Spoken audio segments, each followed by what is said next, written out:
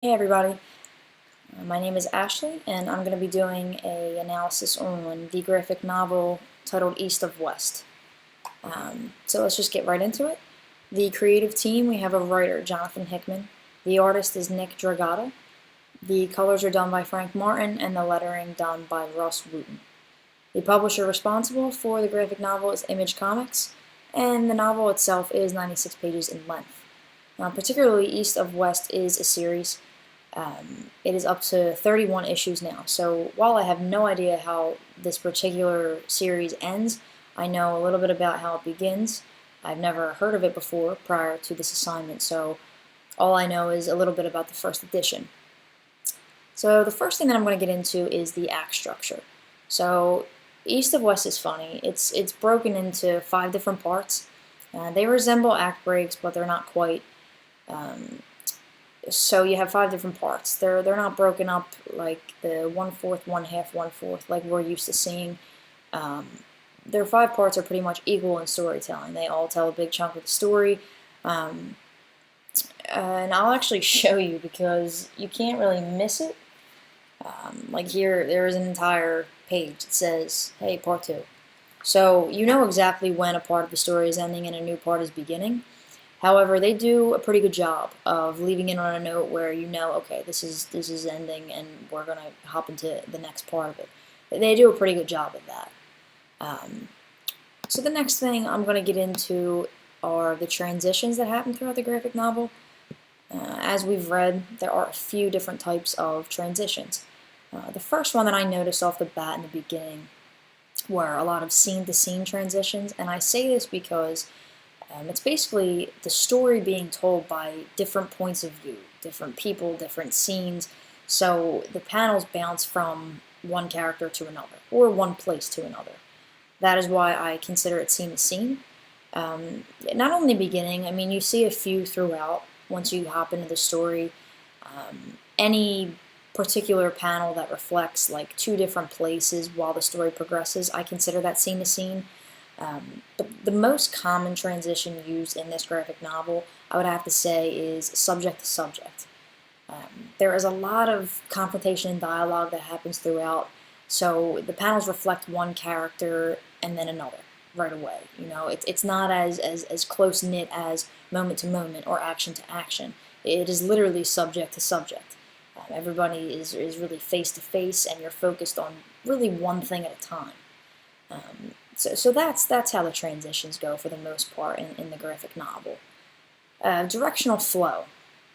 I'm going to be honest, there's a lot going on in the story, an awful lot. Very, very hard to kind of figure out what is going on. I had to read it 3 times in the past week just to kind of figure out the deal. As far as the setup, I mean, the panels on each page are read from left to right, so to me that was normal. You know, again, hard to follow, but the imagery definitely helped a lot. There were a lot of great illustrations that, I mean, they really harmonize with the action and the dialogue. So, okay, if you didn't know what was happening based off of the words, look at the picture. If you didn't know what was really going on with the picture, you then read the words and you're like, oh, you know, because they really do coincide throughout. They did a really good job at that. I mean, really, it was distracting for me to follow the graphic novel because I'm not really used to reading books with images, so my eyes wander. Oh, look at this picture, look at that one, kind of, you know. But I imagine that's every graphic novel. I'm not really well versed in that area of reading, but it was definitely a cool thing to check it out. So, for the most part, you know, directional flow was there, and after you read it throughout, you do go back, and even though the story is really jumpy, you do see, oh, well, that happened because this happened. Oh, okay. Like, you notice the directional flow is there. The story does flow. There's just a lot going on at once that it's hard to kind of keep it all together, but they definitely did use directional flow throughout. So I'm going to get into the story arc a little bit. I just want to give you kind of a rough idea of what the story is actually about. So, the story arc was solid. You know, I liked the story. It definitely has a beginning, middle, and end. I think the thing I liked most about it, and the very most unique thing about this particular story, is that the layout, the beginning is all backstory. It's entirely backstory. Most of the story is backstory, which is odd, but I found it cool. Um, Without this piece, I don't think the story would make sense, so it was definitely necessary. I personally love exposition when I write, when I read. I think it's very beneficial. Some frown upon it. I'm not one of them, so I definitely thought this was an A plus for this graphic novel. Um, Now, a brief summary of the story. Again, a lot going on. Some things very hard for me to decipher, so I'm just going to kind of make it short and sweet. So the basic idea is that we're set in the future. Basically, the Civil War never ended. We're still in it. There's a bunch of different groups that are kind of going at each other, so forth and so on. There are four horsemen. That's what they are called. It is famine, war, conquest, and death. Now, basically, what their goal is to bring about the apocalypse. That is their goal. Basically, the background with that is that they are fulfilling some type of prophecy that was left before them, and there is kind of a process. Now, the people that are around them, they either believe in this message or they don't. If you believe in this, you then seek to follow these horsemen in whatever their beliefs are. Now, what's odd is that these people who do believe will go to the horsemen, they want to follow them, they want to bring upon the apocalypse, The horsemen always kill them. I don't know why, but it does happen, and it's important in the story because the first big character arc that I noticed was one of the horsemen, Conquest. Now, I don't know much about Conquest. All I know is that he is a member of the four horsemen that have one particular goal in mind. He goes against this goal when he spares the life of an infant. They named this infant Ezra, and they decided he would be the carrier of the message, making him the first member of a group called the Chosen. Now, the Chosen to me, a lot of terminology that I didn't really put together, but the Chosen is just a group alongside with the same goal in mind to bring upon the apocalypse. It's actually a group that I think formed in the story, rather than one that was already kind of set up for the readers. So it was interesting. And basically, I don't know if Conquest had said, "Oh, this infant, I have a sense that he is our symbol, our way of getting to the apocalypse." I don't know if it wasn't really made evident in the story, but I do have a sense that maybe that's what happened. That's why they saved this infant. But either way, it was a huge change in the story, so it was definitely worth noting. Now, the next character arc that I noticed pretty much drives the whole plot.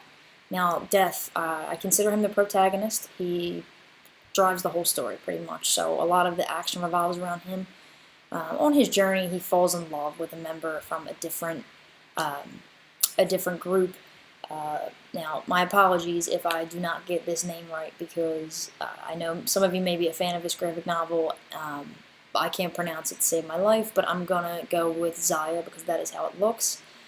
This is his love interest. Now, he meets her, and it's a classic forbidden love. They run away together. He forgets all about his original goal of the apocalypse. He abandons his three other horsemen. They go off. They have a kid together. Assuming, because it's not made evident in the story at all, assuming that Zaya confides in her sister, because her sister then betrays her and tells the three other horsemen, "Hey, this is where they're at." So they go find her. They capture her, imprisoned. This is where the father, then, of Zaya's father, meets these three other horsemen and says, "Hey, listen, I'll make a deal with you. I will keep Zaya away from Death. That way you can find him, you can get your goal, and in return, all I want is that you make sure that he does not know about her existence." So basically, they came to an agreement. So that happened. Now, a lot of weird things kind of happen. Now, nobody really knows who's alive, who's not, and then all of a sudden comes 10 years later, and the three of the four horsemen, not including Death, resurrect. And when the three resurrect and they notice that the other hasn't, they say, "Oh wow, he didn't die." So then it becomes evident that he's still alive out there somewhere. Now, what happens is that they go about their goal, like it never ended. So what happens with Death is that he pretty much threatens a few people to figure out if his wife is still, on this planet somewhere. It kind of made it seem in the story that he hadn't stopped looking for her for 10 years. But anyway, so someone eventually tells him where she's at or gives him an idea, so he goes and finds her. When he gets there, he has a lot of explaining to do. He's girl is wondering, where have you been for 10 years? Why haven't you found me? He explains they kind of patch things up. One way or another, they find out that their son is also out there somewhere. So the next goal for Death is to then go and find his son. And he says to Zaya, I will be back. I'm going to find our son. That is how the story ends. Not an ideal ending for me. I don't think I've ever really been satisfied with any ending of a story, just because when you like it, you want it to keep going. But a smart move on the author's part for sure, because again, it's one of a series of 31, so you're going to want to keep going. So definitely a good call on their part. Overall, I recommend giving it a read. Hopefully I didn't give too much away. It might take about 2 or 3 times to truly understand what's going on, but once you do, it's well worth it. I would definitely consider reading the second one myself just to figure out what happened. So yeah, I definitely give it an A. I liked it a lot. Well, that about wraps it up. So thank you guys for watching. Good luck to everybody on their presentations. And in case you're getting all jittery and nervous, just remember we only have 3 more months. 3 more months till graduation. Alright, thanks guys. See you later.